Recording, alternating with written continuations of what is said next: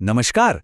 આજે આપણે એક એવા શખ્સ વિશે વાત કરવાના છીએ જેમણે ભૂતકાળ અને વર્તમાનકાળ વચ્ચે એક એવી કડી જોડી છે જે ખરેખર અદ્ભુત છે. એમનું નામ છે ડૉક્ટર અમૃત પટેલ અને લોકો એમને પ્રેમથી ઉત્તર ગુજરાતના મેઘાણી કહીને પણ બોલાવે છે. ચાલો આ આખી વાતની શરૂઆત એક સવાલથી કરીએ. જરા વિચારો તો, શું એવું બની શકે કે જે વૈદિક પરંપરાઓ વિશે આપણે ફક્ત જૂના ગ્રંથોમાં વાંચીએ છીએ એ આજની તારીખમાં, આજના જમાનામાં ક્યાંક જીવંત હોય? હવે મોટાભાગના લોકોનો જવાબ તો ના જ હશે, ખરો ને? પણ ડૉક્ટર અમૃત પટેલનું વર્ષોનું ઊંડું સંશોધન એક એવો જવાબ આપે છે જે આપણને ચોંકાવી દે. અને એ જવાબ છે હા. અને આ એક નાનકડો હા જ એમના આખા કામને ખૂબ જ ખાસ બનાવે છે. તો સવાલ એ થાય કે આ જીવંત પરંપરાઓ છે કઈ અને જોવા ક્યાં મળે છે? વેલ, ડૉક્ટર પટેલનું સંશોધન આપણને સીધા ઉત્તર ગુજરાતના ગામડાઓમાં લઈ જાય છે. ડૉક્ટર પટેલે જે શોધ કરી છે ને, એ ખરેખર આપણા ઇતિહાસની સમજને હચમચાવી શકે છે. એમણે શોધી કાઢ્યું કે ઉત્તર ગુજરાતના ગામડાઓમાં, ખાસ કરીને પાટીદાર સમાજમાં, આજે પણ છેક ઋગ્વેદની ઋચાઓ પ્રમાણે ઇન્દ્રદેવની પૂજા થાય છે. અને આ કોઈ સામાન્ય જગ્યા નથી. આ એ જ સરસ્વતી નદીનો કિનારો છે જે આપણી પ્રાચીન સંસ્કૃતિનું કેન્દ્ર ગણાતો હતો.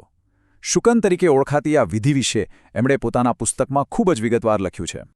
પણ સવાલ એ છે કે આટલું મોટું સંશોધન કરનાર આ વ્યક્તિ છે કોણ? ચાલો એમને થોડા નજીકથી ઓળખીએ. એમનું વ્યક્તિત્વ પણ એ જ ધરતીની માટીમાંથી બન્યું છે જેનો એ અભ્યાસ કરી રહ્યા છે. એમની આખી જિંદગીની સફર પર નજર કરીએ તો ખ્યાલ આવે કે એમના મૂળ કેટલા ઊંડા છે. એક ખેડૂત પરિવારમાં જન્મ્યા, પ્રાથમિક શિક્ષક તરીકે કારકિર્દી શરૂ કરી અને પછી પોતાના જ ગામના લોક સાહિત્ય પર પીએચડી કર્યું.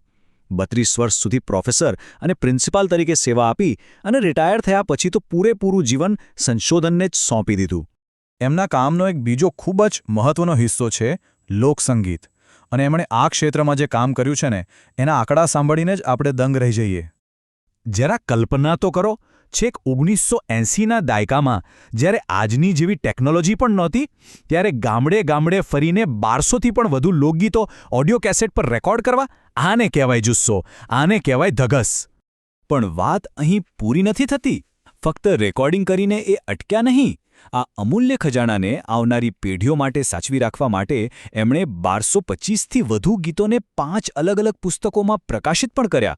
આ તો એક જીવંત ઐતિહાસિક દસ્તાવેજ બની ગયો. અને જુઓ, એ સમયની સાથે કેવી રીતે કદમ મિલાવી રહ્યા છે. આજના જમાનામાં આ વારસો લોકો સુધી પહોંચે એ માટે એમણે 365થી વધુ લોકગીતોને ડિજિટલ સ્વરૂપ આપીને યુટ્યુબ પર પણ મૂક્યા છે. હવે ડૉક્ટર પટેલની ખરી તાકાત કે એમની ખાસિયત શું છે? એ ફક્ત લોકગીતો ભેગા કરનાર નથી. એમની અસલી કમાલ તો એ છે કે એ વેદો જેવા પ્રાચીન ગ્રંથો અને ગામડાની જીવંત પરંપરાઓ વચ્ચેની કડી જોડી આપે છે. આનું એક જબરદસ્ત ઉદાહરણ જોઈએ. રાજમાતા મેણળદેવી વિશે આપણે શું સાંભળ્યું છે કે એ કર્ણાટકના રાજકુમારી હતા, બરાબર? પણ ડૉક્ટર પટેલે આખી વાત જ બદલી નાખી. એમણે 1-2 નહીં પણ 22 જેટલા પુરાવા ભેગા કર્યા, જૂની હસ્તપ્રતો, શિલાલેખો અને હા, લોકગીતોમાંથી, અને સાબિત કરી દીધું કે રાજમાતા મેણળદેવી પાટીબાર કન્યા હતા. આ જ તો લોક સાહિત્યની તાકાત છે જે ઇતિહાસને પણ નવેસરથી લખાવી શકે છે. એમના કામનું મહત્વ સમજવા માટે ચાલો એક આંતરરાષ્ટ્રીય સરખામણી કરીએ. જેમ છેક 1765માં બિશપ પર્સી નામના વિદ્વાને સ્કોટલેન્ડના લોકગીતો ભેગા કરીને ઇતિહાસ બનાવ્યો હતો, બસ એવું જ એટલા જ મહત્વનું કામ ડૉક્ટર પટેલે ઉત્તર ગુજરાતના રાસડાઓ માટે કર્યું છે. આ કોઈ નાનીસૂની વાત નથી, આ એક વૈશ્વિક કક્ષાનું યોગદાન છે. તો આટલો મોટો વારસો ભેગો તો થઈ ગયો, પણ એને આવનારી પેઢીઓ માટે સાચવવો કઈ રીતે? અહીં ડૉક્ટર પટેલે ટેકનોલોજીનો જે ઉપયોગ કર્યો છે એ ખરેખર કમાલનો છે. તમે જુઓ, એમણે શું શું કર્યો છે. છેક 1997ના જૂના વિડિયો રેકોર્ડિંગ શોધીને એને ડિજિટલ બનાવી યુટ્યુબ પર મૂક્યા. એટલું જ નહીં, અને આ તો બહુ જ મજાની વાત છે, એમણે પોતાના પુસ્તકોમાં QR કોડ્સ નાખ્યા છે. એટલે કોઈ પુસ્તક વાંચતું હોય તો બસ કોડ સ્કેન કરે અને સીધું જે ગીત સાંભળી શકે અથવા તો એ વિધિનો વિડીયો જોઈ શકે. અને ભવિષ્યનું પ્લાનિંગ પણ તૈયાર છે. 200 જેટલા અપ્રકાશિત ગીતોની ઈ-બુક બની રહી છે. તો હવે સમજાયું કે એમને ઉત્તર ગુજરાતના મેઘાણી શા માટે કહેવામાં આવે છે. ઝવેરચંદ મેઘાણીએ જે પાયાનું કામ સૌરાષ્ટ્ર માટે કર્યું, એવું જ સમર્પણ અને કામ ડૉક્ટર પટેલે ઉત્તર ગુજરાત માટે કર્યું છે. એમનું કામ, એમની ધગશ, આ બિરુદ એમને ખરેખર શોભે છે. અને એમના કામની અસર કેટલી બહોળી છે એનો અંદાજો આ એક આંકડા પરથી જ આવી જશે. 35 લાખ. ઉમિયા માતાજી સંસ્થાનમાં એમના સાંસ્કૃતિક પ્રદર્શનને ફક્ત 5 જ દિવસમાં 35 લાખ લોકોએ જોયું હતું.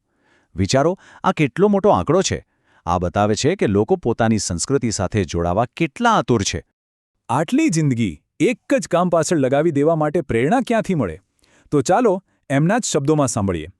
એક શોખ, એક રસ અને એક ધૂન કે દેશ દુનિયાને કંઈક આપી દઉં છે. બસ આટલી સરળ વાત. કોઈ મોટો દાવો નહીં, બસ એક શોખ, એક રસ અને એક ધૂન. આ જ એમના આખા જીવનના કામનો નિચોડ છે. તો ડૉક્ટર પટેલનું જીવન અને એમનું કામ આપણને સૌને એક બહુ મોટો સવાલ પૂછી રહ્યું છે. આ જે ઝડપથી બધું બદલાઈ રહ્યું છે, ટેકનોલોજી આવી રહી છે, એવા સમયમાં આપણે આપણી સંસ્કૃતિ, આપણા વારસાને આવનારી પેઢીઓ માટે કઈ રીતે સાચવી શકીએ? આ એક વિચારવા જેવો પ્રશ્ન છે, ખરું ને?